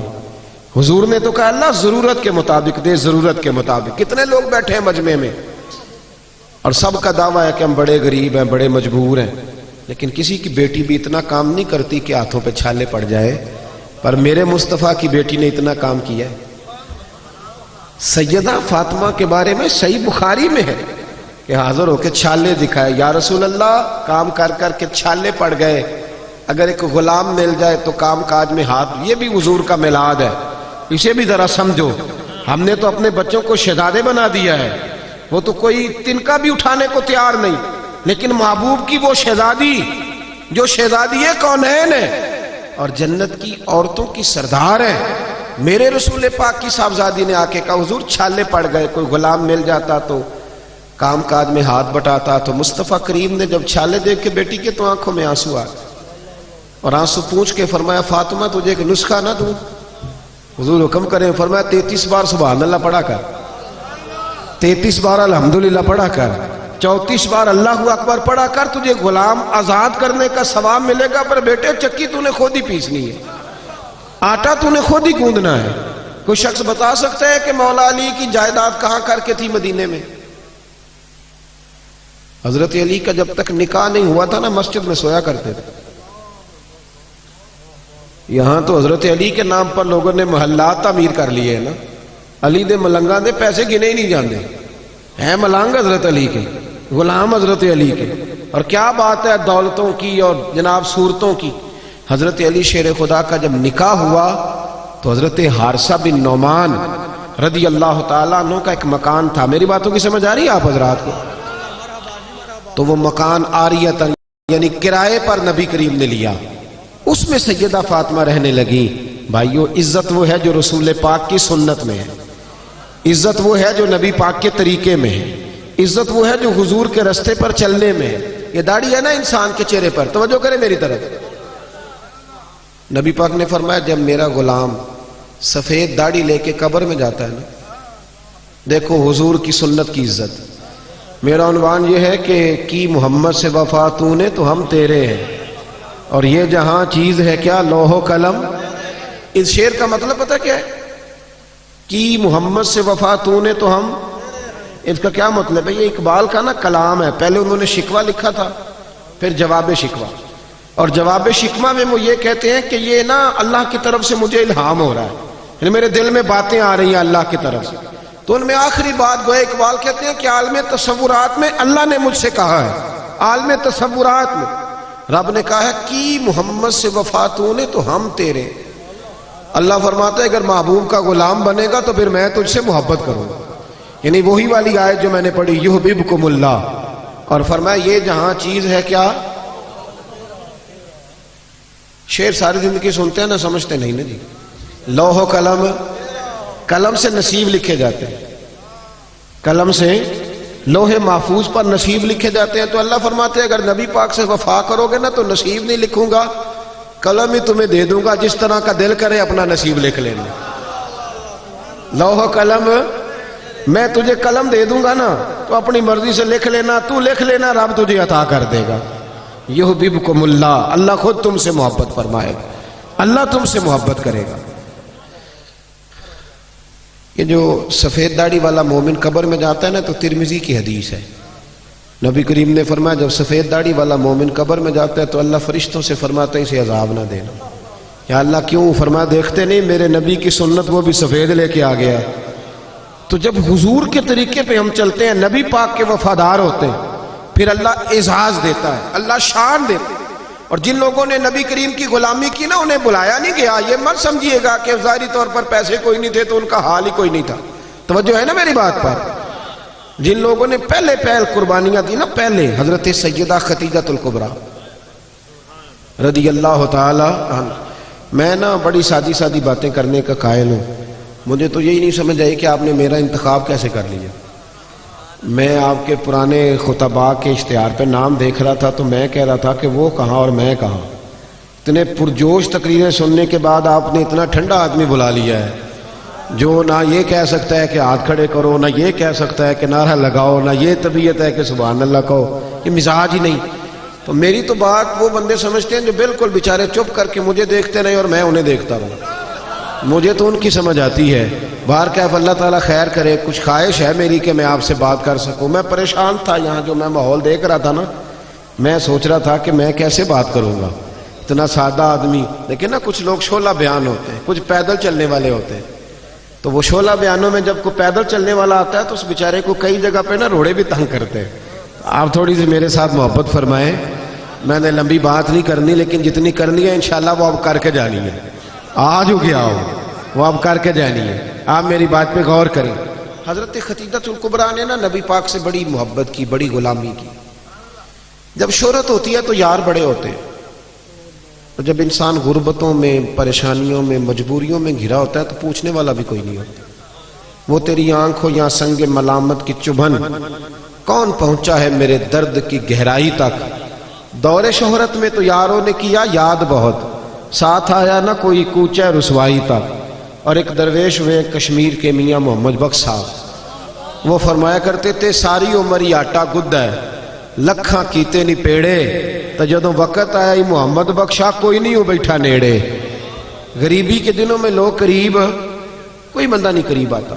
حضرت خدیجہ اس وقت حضور کی بارگاہ میں آئیں جب دین پر غربت تھی, اور عام بی بی نہیں تھی, مکے کی ملکہ تھی.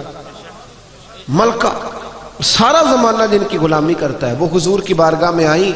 اور سنگیو دیکھو, جو وفا کا رشتہ ہوتا ہے اس کا رنگ تھوڑا الگ ہوتا ہے. جب آپ اس طرح وفا کرتے ہیں نا کہ سامنے والا کرے گا تو میں نے کرنی ہے, تو یہ تو لالچ ہے. وفا تو یہ ہے کہ تو کر نہ کر, میں نے کرنی ہے. یہ اصل وفا. حضرت خدیجہ آئیں حضور کی بارگاہ میں تو اتنا مال تھا, فرماتی ہیں 20 نوکرانیاں تھیں میرے گھر میں کام کرنے والی. اور پھر بخاری مسلم میں موجود ہے کہ ایک وقت وہ بھی آیا کہ سیدہ خدیجہ الکبریٰ خود کھانا پکا کے نکلی, اور کچے باورچی خانے میں روٹی پکائی، اور آپ کے کرتے کو نا 10 پیوند لگے ہوئے. جس بی بی کے گھر میں 20 کنیز ہیں، دیکھیں نا آدمی غریب سے امیر ہو جائے تو کام چل جاتا ہے، اور امیر سے غریب ہو جائے مشکل بڑھتی. حضرت خدیجہ الکبریٰ رضی اللہ تعالیٰ عنہ نے 20 نوکرانیاں دیکھی. پھر حال یہ ہوا کہ اماں جی کے اپنے کپڑوں پر پیوند لگا ہوا ہے، اور جناب سیدہ خدیجہ الکبریٰ جب باورچی خانے سے کھانا لے کے حضور کی بارگاہ تک پہنچی نا، یہ پیغام میرا بیٹیوں کو بہنوں کو دینا جا کے کہ جب بی بی خاوند کے لیے کھانا پکا کے نکلتی ہے تو رب اس بات کو پسند کتنا کرتا ہے. اس کو صرف دنیا نہ سمجھنا، اس کا درجہ کیا ہے. حضرت خدیجہ جب نکلی اور حضور کی بارگاہ تک آئی تو نبی کریم نے فرمایا خدیجہ تیرے آنے سے پہلے جبریل آ گئے. اور وہ آ کے عرض کر رہے یا رسول اللہ، رب فرماتا ہے خدیجہ کھانا لے کے آ رہی ہے، اور جب وہ کھانا لے کے آ جائے نا تو خدیجہ کو اس کے رب کا سلام دے دیجئے گا. اتنا ہے.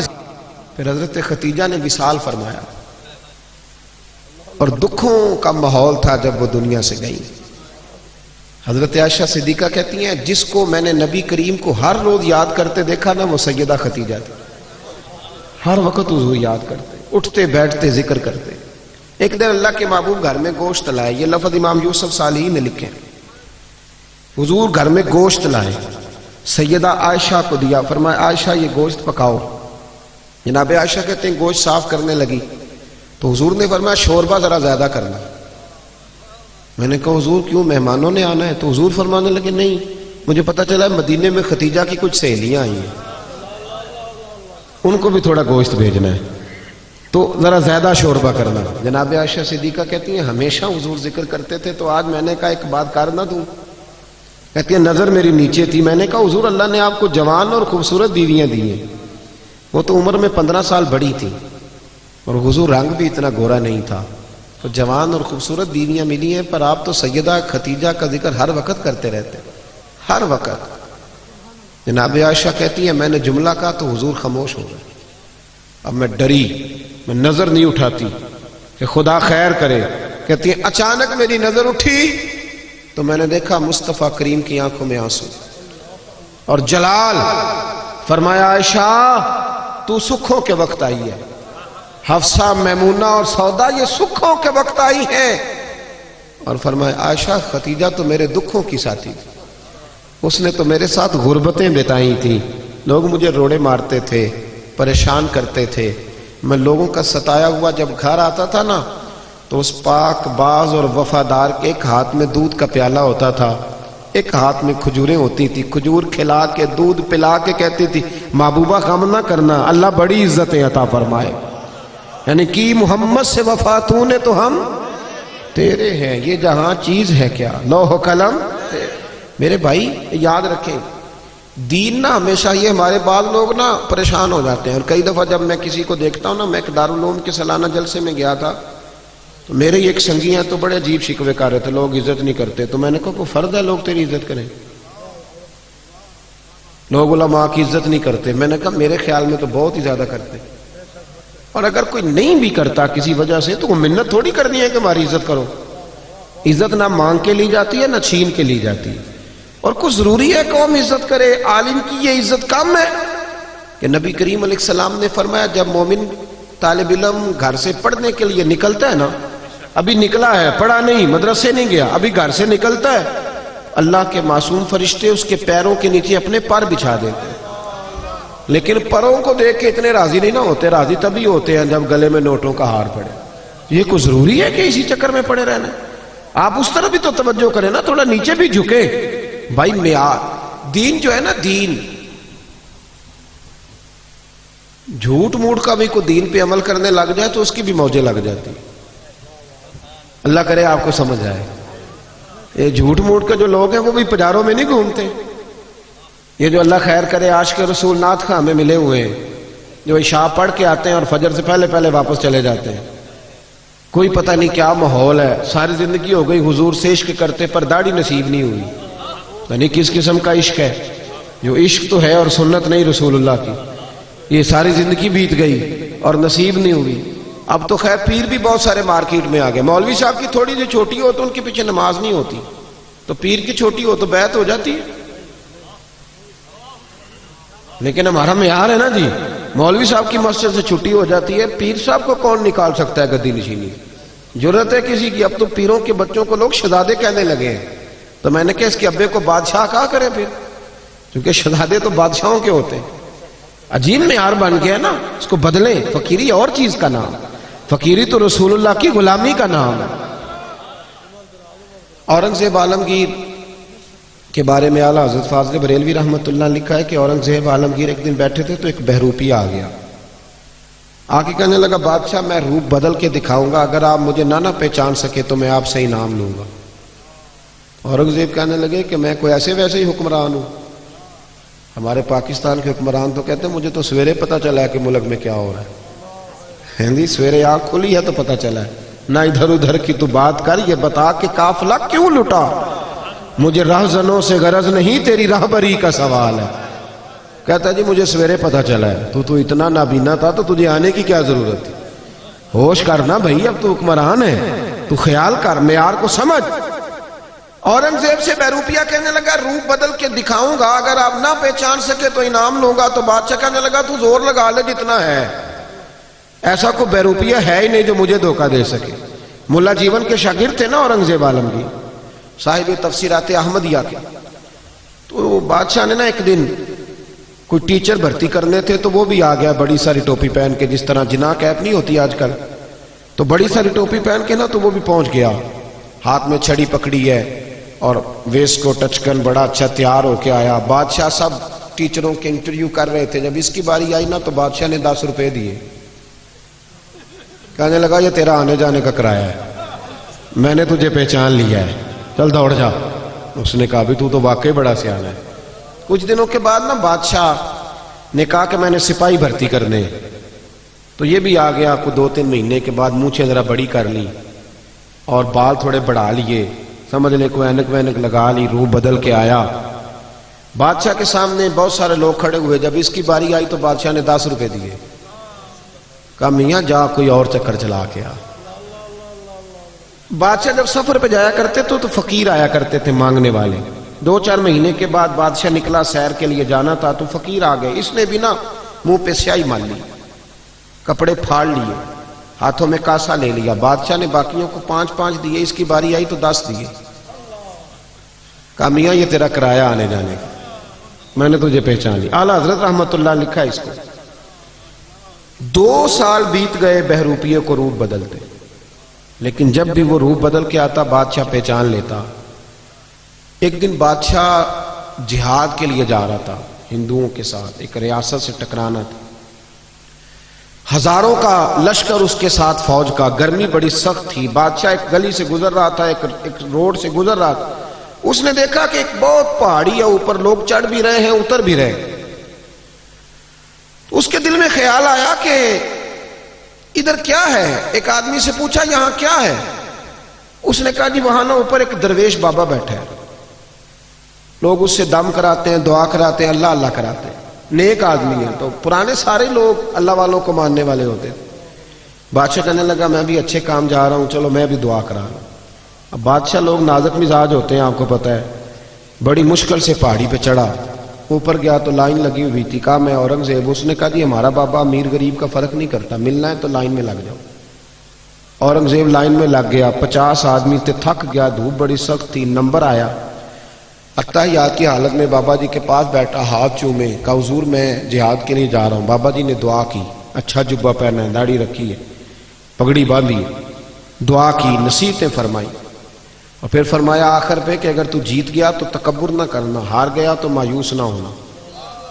یہ نصیحت کی. اورنگزیب کہتے ہیں کہ میں نے چند سکے نہ بطور نذرانہ کے بابا جی کے مصلے کے نیچے رکھے، اور جب میں الٹے قدم اترنے لگا تو بابا جی رومال جھاڑ کے کھڑے ہو گئے. کہنے لگے آج نہیں پہچانا تو نے. کوئی نہیں سمجھ آئی آپ کو؟ کہنے لگے آج نہیں پہچانا، آج تو نہیں نہ پہچانا، رکھ میرا انعام بنتا ہے، رکھ ادھر. بادشاہ کہنے لگا اللہ تیرا بھلا کرے، تو نے تو تھکا دیا. کہاں چڑھا ہوں کہاں رکا ہوں، پسینہ پیروں تک آ گیا ہے، پر چلو بات بن گئی. تو نے بھائی کمال کر دیا، اورنگزیب کو دھوکہ دیا. بہرحال بتا کیا چاہیے. بادشاہ نا سب سے قیمتی ہیرے اپنے تاج میں لگایا کرتے تھے، سب سے قیمتی ہیرے. کہنے لگا وہ جو تیرے سر پہ تاج ہے نا اس کے جو ہیرے ہیں وہ چاہیے، 2 سال ہو گئے محنت کرتے، قیمتی. بادشاہ نے اسی وقت تاج اتارا، اس کے پیروں میں رکھا تو کہنے لگا یہ تو نے مانگا ہے نا منہ سے، میں جہاد سے واپس آتا ہوں تو آنا، میں اپنی مرضی سے بھی دوں گا. یہ جملے کہہ کے بادشاہ جب غار سے اترنے لگا تو بہروپیے نے آواز دی. کہنے لگا بادشاہ ذرا سننا. بادشاہ نے پلٹ کے دیکھا، کیا ہوا؟ کہنے لگا اپنا تاج لے جا، مجھے ضرورت نہیں رہی. اس نے کہا بڑا پاگل ہے تو، 2 سال سے جدوجہد کر رہا ہے، اب کہتا ضرورت نہیں. اس نے کہا لے جا. نہیں ضرورت. کہا کیا ہوا؟ تھا بہروپیہ پر کھول کے رویا، اتنا رویا کہ چیخے مارنے لگا. کہنے لگا بادشاہ مجھے تو سمجھ ہی آ جائی ہے، مجھے تو پتہ ہی آج چلا ہے. کہا کیا ہوا؟ کہنے لگا میں نے جھوٹ موٹ نبی پاک کا لباس پہنا تھا، جھوٹ موٹ حضور کے طریقے پر چلا تھا، جھوٹ موٹ کا لباس پہنا ہے. تو تیرے جیسے بادشاہوں کے تاج میرے قدموں میں آ گئے ہیں. اگر میں سچ مچ محمد عربی کا غلام بنوں گا تو اللہ کتنی شانیں عطا فرمائے. اگر سچ مچ غلامی کروں گا تو اللہ کتنا.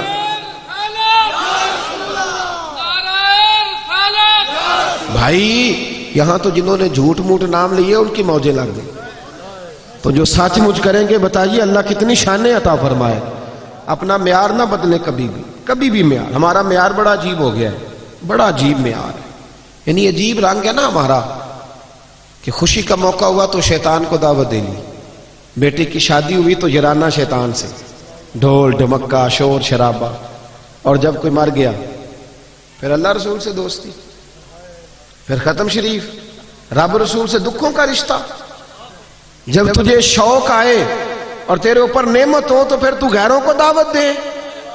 یا تو کرنا کر جرت، پھر کول والے دن بھی بینڈ باجا بجا تیرا پتہ چلے. پھر ایک طرح کا معیار کر. دنیا دکھنا میں نے دنیا رکھنی ہے جی، میرے لوگ کیا کہیں گے؟ تو لوگ تو کسی کو اچھا کہتے ہی نہیں. پھر کیا تو ساری دنیا داری کر کے ٹھیک ہو گیا ہے؟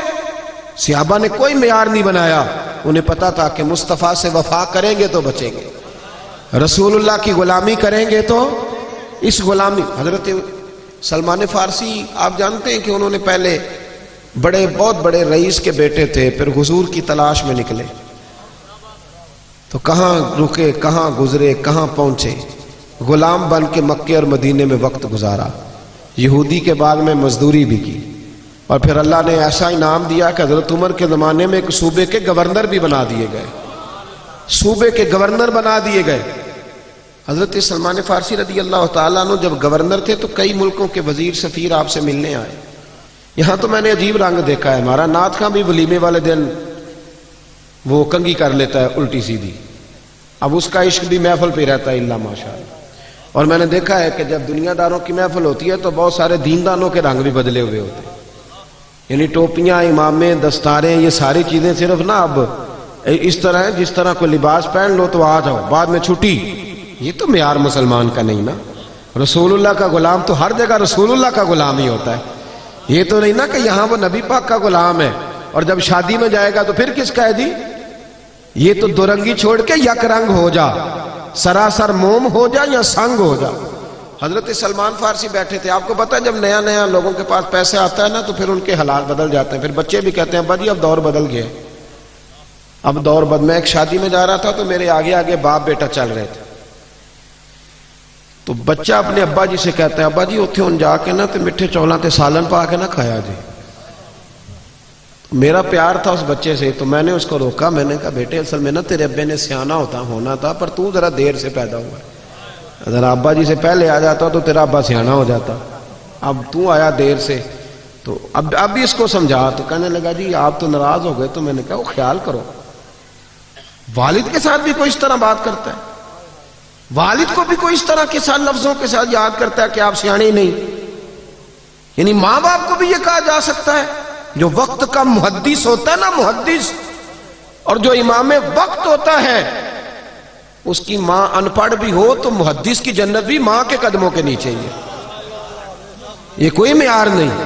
اور اپنے وقت کا بہت بڑا مفسر قرآن ہو تو میرے نبی کریم نے فرمایا اللہ اسی کا راضی ہوگا جس کا ابا راضی ہوگا. باپ چاہے ان پڑھ ہو، صرف مومن مسلمان ہونا شرط ہے، تو معیار نہ بدلے۔ حضرت سلمان فارسی بیٹھے تھے، کھانا لگا ہوا تھا دسترخوان پہ، حضور علیہ السلام نے فرمایا ہے کہ جب تم دسترخوان پہ روٹی کھاؤ تو کوئی لقمہ دسترخوان پہ گر جائے تو اٹھا کے کھا لو، اللہ تمہاری بخشش فرما دے گا۔ تو اب کئی وزیر سفیر آئے ہوئے تھے، اب تو دسترخوان رہے نہیں، آپ کو پتہ ہے اب تو ڈائننگ ٹیبل ہے، اور اب تو معیار بالکل بدل گیا۔ تو دسترخوان پر بیٹھے تھے سب لوگ، ایک لقمہ حضرت سلمان فارسی کے ہاتھ سے دسترخوان پر گر گیا۔ آپ نے پہلے وہ لقمہ اٹھایا، پھر دسترخوان پہ انگلی پھیر کے نا اس کو چاٹنے لگے، تو قریب ایک صحابی کان میں کہنے لگے حضور ٹھہر دے، یہ لوگ کیا کہیں گے، ان کو جا لینے دیں، اس کے بعد کر لیجئے گا، ان کو نہیں پتا ابھی ہمارے معیار کا۔ کان میں بات کی تھی، چاہیے تھا حضرت سلمان فارسی بھی کان میں جواب دیتے، پر وہ تو جذباتی ہو گئے۔ فرمانے لگے کیا کہا تم نے، یہ لوگ کیا کہیں گے؟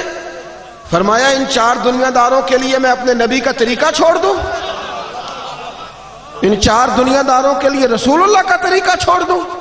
اور پھر اتنے جذبات میں آئے کہ پگڑی اتر گئی، اپنے بال ہاتھوں سے پکڑ لی اور فرمانے لگے سن، میں تو مکے اور مدینے کے باغوں سے کھجوریں اتار کے بیچتا تھا، یہ جو میرے سر پر عزت کے بال ہیں یہ محمد عربی کے اگائے ہوئے، حضور نے مجھے عزت دی ہے اور آج میں حضور کا طریقہ چھوڑ جاؤں، نبی پاک کے طریقے سے ہٹ جاؤں؟ نہ معیار بدلے، مسلمان کی عزت صرف اور صرف میرے نبی کے قدموں میں ہے۔ یہ جتنا مرضی باؤ بن جائے، اپ ٹو ڈیٹ ہو جائے، یہ سارا زمانہ گھوم کے آ جائے، اس کی عزت رسول اللہ کے قدموں۔ میں ملک سے باہر گیا تو آپ کو پتہ ہے ہمارے جو باہر لوگ ہیں تو وہ بڑا بڑا رنگ دکھاتے ہیں، وہ پکی سڑکیں دیکھ کے پریشان ہو جاتے ہیں کہ ان کی سڑکیں بڑی پکی ہیں۔ تو مجھے بھی انہوں نے بڑے بڑے ٹھنڈے ٹھنڈے شہر دکھائے، بڑا کچھ ہوا، مجھے بہت سارے وہاں کے شہر دیکھنے کا موقع میسر آیا۔ تو واپسی پہ جو میرے میزبان تھے وہ مجھے کہنے لگے آپ کو ہمارا ملک کیسا لگا؟ تو میں نے کہا یہ تبصرہ کرنا کوئی ضروری ہے؟ کہنے لگے نہیں آپ واپس جا رہے ہیں تو ایک سوال ہوتا ہے تو بتا دیں کیسا لگا۔ تو میں نے کہا میری اصل میں مجبوری یہ ہے کہ میں انگریزوں کا یہ ملک دیکھنے سے پہلے مدینہ دیکھ چکا ہوں، اور مدینہ دیکھ کے اب میں کسی انگریز کے ملک کی تعریف کروں تو یہ ہو نہیں سکتا، یہ معیار نہیں۔ جنوں ویکھ کے ٹھر دیاں اکھیاں نے تے جنوں ویکھ کے ٹھر دا سینہ ہے، ربا تیری ساری خدائی چ ایک ہی تے شہر مدینہ ہے۔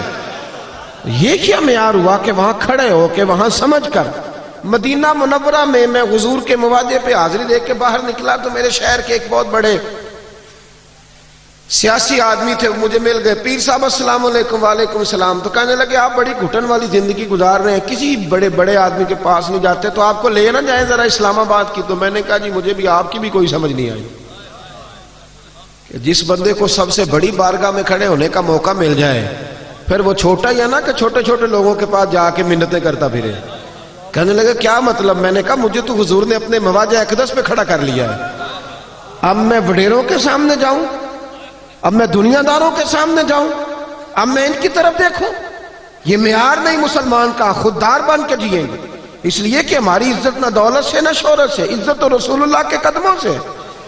حضرت عمر فاروق کے پوتے تھے حضرت سالم بن عبداللہ بن عمر، طواف کعبہ کر رہے تھے، مکے کا گورنر آ گیا عبد الملک بن مروان، بیت اللہ وہاں بھی نا میں نے دیکھا الا ماشاءاللہ بیچارے مرید وہاں بھی جو الجھ گئے نا وہ وہاں بھی بیچارے بوتلیں اٹھائی ہوئی ہیں بھاگے ہوئے۔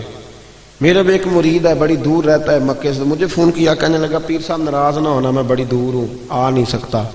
اور میں نے کہا خدا کے بندے اگر تو بڑا مالدار ہوتا تو تجھے یہاں آنے کی کیا ضرورت تھی؟ غریب آدمی ہے، اپنی مزدوری کر دھیان سے، میں تو حاضری دینے آیا ہوں کہ یہاں بھی میں چندے اکٹھے کرنے کے لیے آیا ہوں۔ معیار بدلے تھوڑا سا۔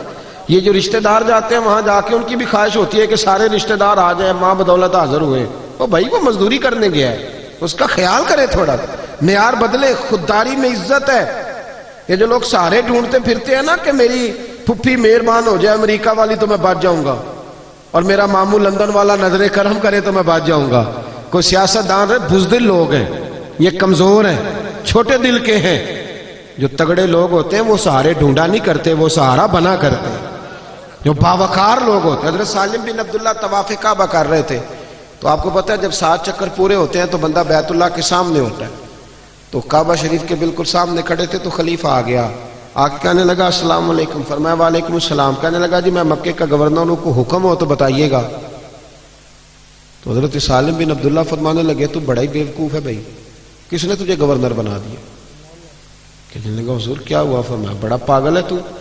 کہا حضور حکم کریں۔ فرمانے لگے بیت اللہ شریف میں آ کے خانہ کعبہ کے سامنے کھڑے ہو کے بھی میں دنیا داروں سے مانگوں گا، یہاں آ کے بھی۔ آپ کو پتا ہے اللہ حضرت نے لکھا ہے کہ کسی فقیر کو مسجد میں 1 روپیہ دو تو باہر نکل کے کفارے کے طور پر 70 روپے دو، یعنی یہ مسجد میں بھی آ کے بندوں سے مانگتا ہے۔ یہاں تو اللہ رسول سے مانگنا چاہیے تھا، اولیاء سے مانگنا چاہیے تھا، اور یہاں کے بھی سیٹھوں سے سوال کرتا ہے، مسجدوں میں آ کے بھی، مسجدوں میں بھی۔ وہ خطیب صاحب کہتے ہیں جی میں نبی پاک کے نام کا کھاتا ہوں، اور پہلے کہتے ہیں 25,000 جمع کراؤ پھر چلوں گا۔ بھئی تو حضور کے نام کا کھاتا ہے تو نبی پاک تو تجھے گھر میں بیٹھے بیٹھے بھی دے دے گے، یہ کیا معیار ہے؟ کہتے ہیں جی میں نے حاضری لگوانی ہے نبی پاک کی بارگاہ میں، تو میں نے کہا گھر بیٹھ کے نعت پڑھ لے، وہاں بھی حاضری لگ جاتی۔ حضور تو ہر جگہ حاضر و ناظر ہیں، دیکھتے ہیں، معیار بدلے، سمجھے۔ حضرت سالم ابن عبداللہ فرمانے لگے اللہ کے گھر میں آ کر بیت اللہ کے سامنے کھڑے ہو کے بھی سیٹھوں اور نوابوں سے مانگوں گا، یہاں آ کے بھی۔ تو وہ ڈر گیا، کہنے لگا پہلی دفعہ کسی فقیر سے پالا پڑا تھا، میرے پیروں تک پسینہ نکل گیا، یہ تو مرد ملا ہے۔ کہتے ہیں میں نہ وہاں سے باہر نکلا جیسے آج کل لوگ باب عبدالعزیز سے یا باب فہد سے باہر نکلتے ہیں۔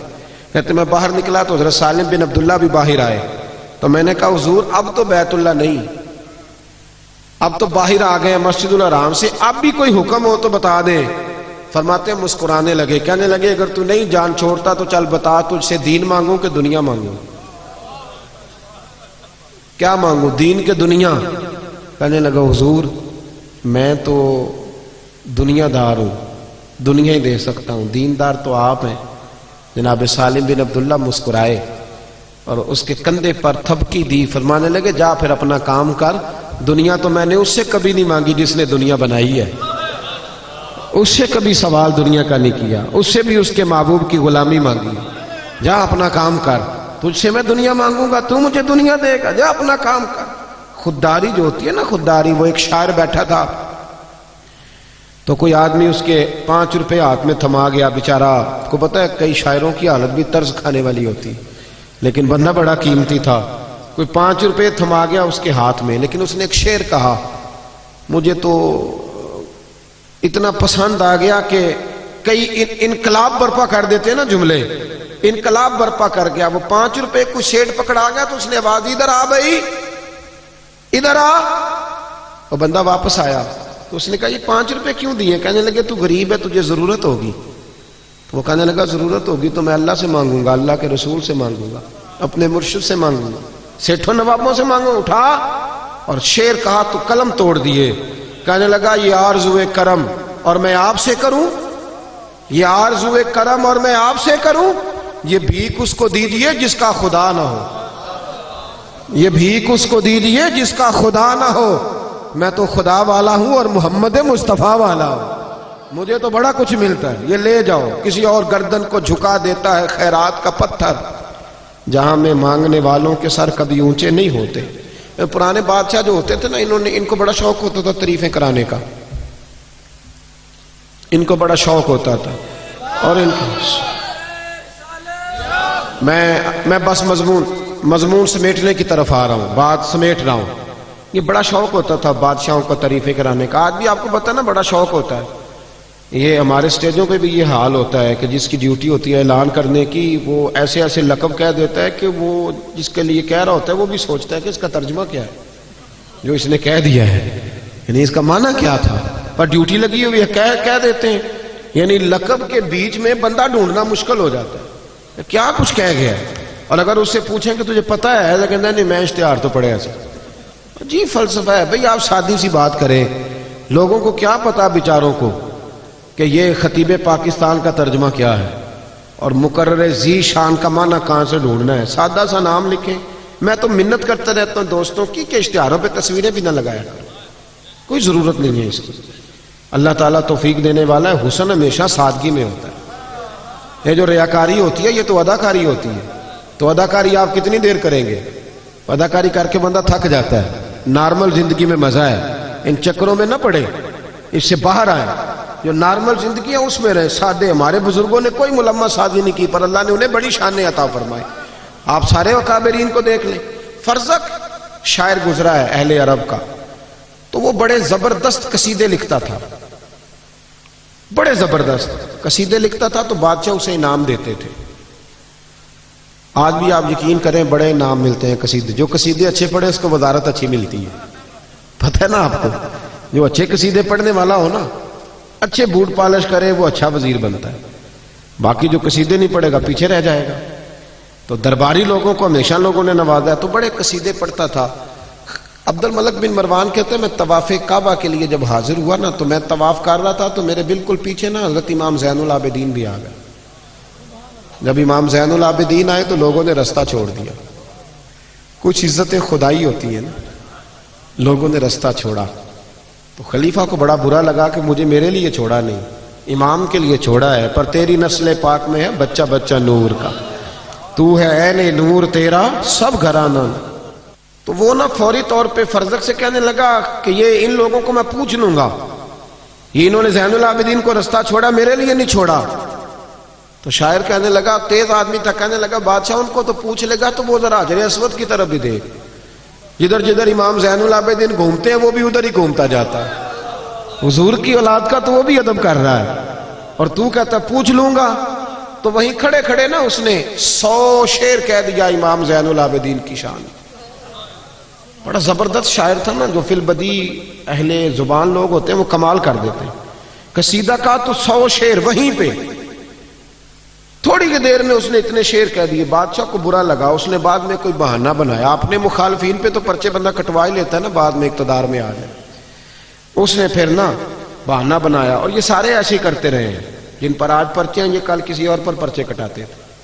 یہ بس ہمارے ملک میں نا سوچ ایک ہی ہے, نمبر پلیٹیں بدلتی ہیں, گاڑیاں وہی پرانی ہیں.